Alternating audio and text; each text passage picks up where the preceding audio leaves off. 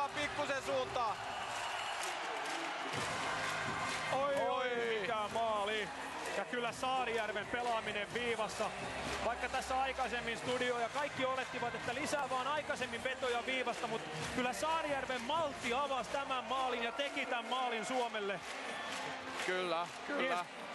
Mies on nuori kuin villi varsa, mutta pelaa kuin aikamies. Kyllä, ja Kamenevi käy niin kuumana tuolla, ei mitään järkeä. Kamenev on lyönyt mailansa poikki. Venäjän kapteeni suihkuun. Venäjän kapteeni Sipuli keittää yli. Kamenev on aivan raivona. Katsokaa nyt tätä miestä. Repii ja riistää. Georgiev yllätetty. Ja jos tämän Suomi tästä vielä joutuu taittamaan ja silittämään, niin voi. 3-2 ja 2-0-9 MM-finaalia jäljellä. Ja katsoppa sitä, siellä on toimitsijan käsi auki, kun Kamenev on huitonut mailansa. Ja tosta ei muuten Kamenev ihan pienellä rangaistuksella muuten selviäkään. Siinä huitoo toimitsijaa käteen. Törkeää käyttäytymistä Venäjä.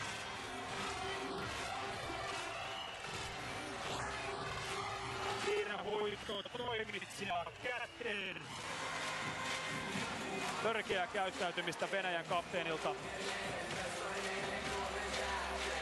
Kyllä, porsastelu.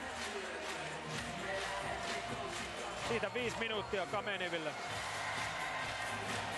Todella törkeästi lyö toimitsijan käteen tuolla rikkinäisellä mailallaan ja siellä on käsi auki tällä hetkellä.